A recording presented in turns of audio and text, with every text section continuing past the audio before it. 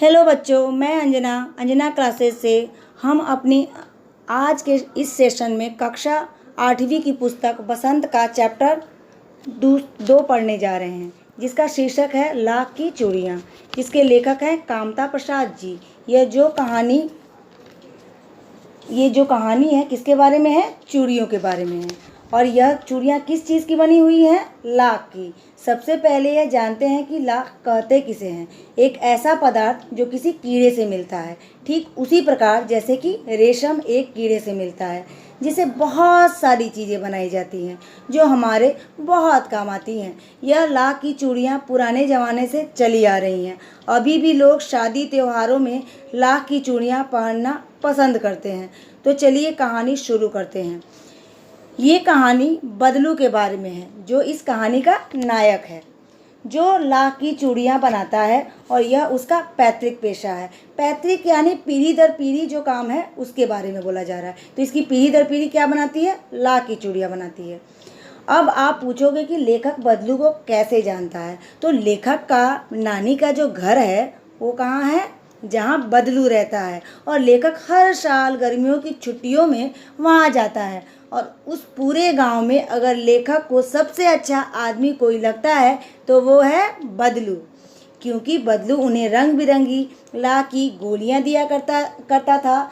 शहर में ये गोलियां नहीं मिलती, इसलिए लेखक ये गोलियां अपने दोस्तों को दिखाता है और खुश होता है।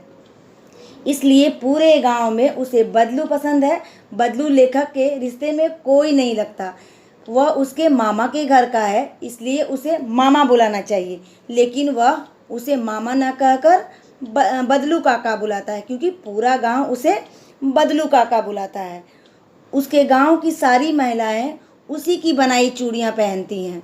उसके घर के आंगन में एक नीम का पेड़ रहता है। यहाँ आंगन के लिए एक विशेष शब्द का प्रयोग किया गया है बच्चों, सहन, जिसका अर्थ होता है आंगन। उसी नीम के पेड़ के नीचे उसकी छोटी सी चूड़ी बनाने की दुकान बोलिए या कारखाना पेड़ के पास है। पेड़ के पास एक भट्टी है जिसमें हमेशा आग जलती रहती है। उसी आग में वह लाख को पिघलाता है और फिर उसे चूड़ियों का आकार देता है। वह एक मचिया पर बैठा रहता है और बीच बीच में हुक्का भी गुड़गुड़ाते रहता है। मचिया एक बैठने की चीज़ होती है। बदलू बहुत समझदार है, लेकिन उसके पास जो खरीदारी करने का तरीका है वो बहुत पुराना है। वो चूड़ियों के बदले कुछ भी सामान लेता है, जैसे अनाज, कपड़ा आदि। यहाँ विनिमय का अर्थ होता है, या इस बुक में आपका विनिमय दिया हुआ, विनिमय का अर्थ होता है किसी वस्तु के बदले कोई वस्तु को लेना। बदलू बहुत शांत स्वभाव का है। वह जो भी कुछ उसे देते हैं वह शांति से रख लेता है और उसके बदले वह चूड़ियाँ देता है।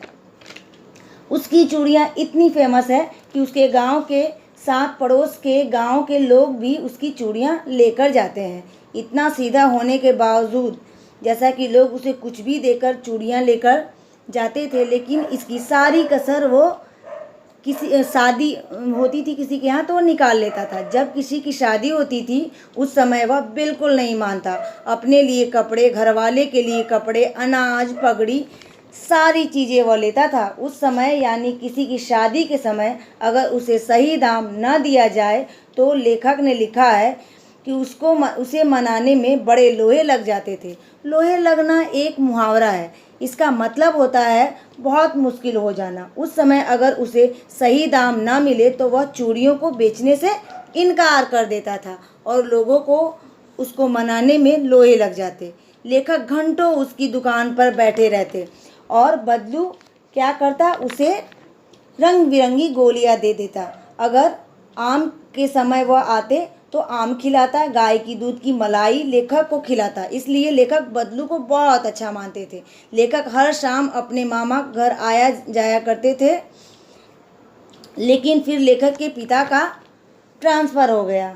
इस कारण कुछ सालों तक वह अपने मामा के घर नहीं आए। लेखक अपने मामा के घर आए तो वह काफ़ी बड़े हो गए थे और इस कारण उन्हें अब लाख की गोलियों में कोई दिलचस्पी नहीं थी। वहाँ जब वह आते तो देखते हैं कि वहाँ सारी औरतों ने कांच की चूड़ियाँ पहन रखी है, लेकिन लेखक को ऐसा लगता है, पहले तो यहाँ सभी औरतों ने लाख की चूड़ियाँ पहना करती थी, अब क्या बात हो गई, सभी ने कांच की चूड़ियाँ पहन रखी है। एक दिन क्या होता है कि उसके मामा की लड़की फिसलकर गिर जाती है और उसकी कांच की चूड़ियाँ टूटकर उसे लग जाती है। उसका बहुत सारा खून निकलता है। लेखक अपनी बहन की मरहम पट्टी करते हैं, तभी उन्हें याद आती है बदलू की। चलो एक बार बदलू से मिल आऊं। लेखक को याद क्यों आती है? कांच की चूड़ियों को देखकर। बदलू को कांच की चूड़ियां बिल्कुल नहीं पसंद थी।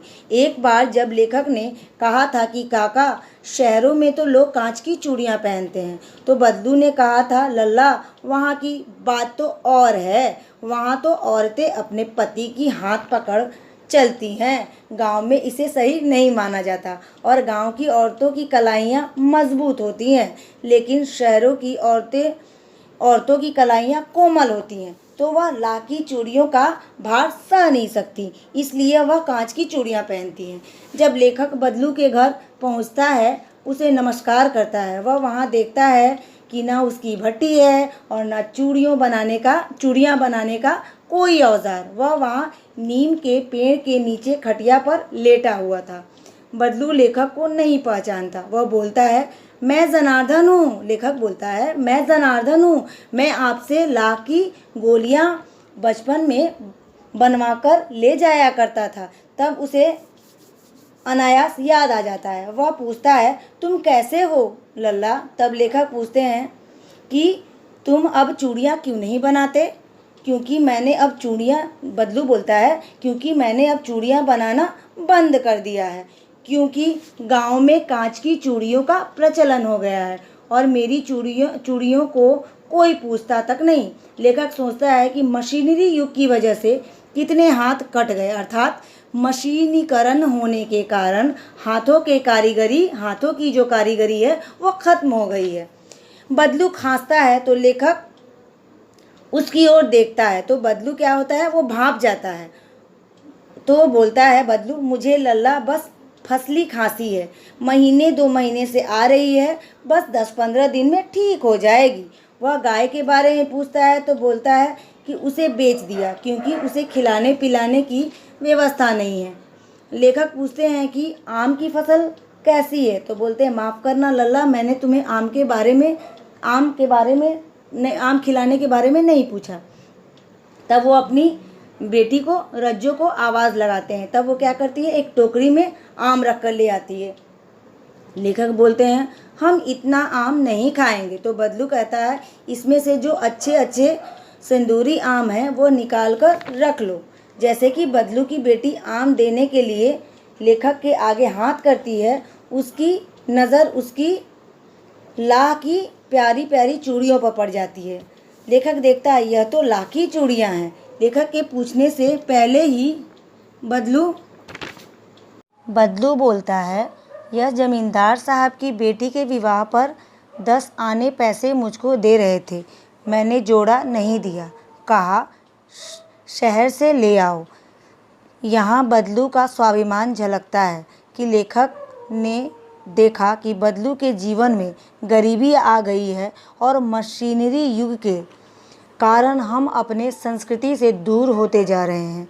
आम खाकर लेखक चले आते हैं, लेकिन लेखक को यह प्रसन्नता भी थी कि बदलू ने हार कर भी हार नहीं मानी थी। उसका व्यक्तित्व कांच की चूड़ियों जैसा नहीं था कि आसानी से टूट जाए। तो मोरल ऑफ द स्टोरी है बच्चों, नैतिक शिक्षा की बात है। तो नैतिक शिक्षा है, अपना स्वाभिमान किसी भी कीमत पर नहीं खोना चाहिए, जैसा कि बदलू ने किया। अगर आपको वीडियो अच्छा लगे तो please subscribe and like. Thank you.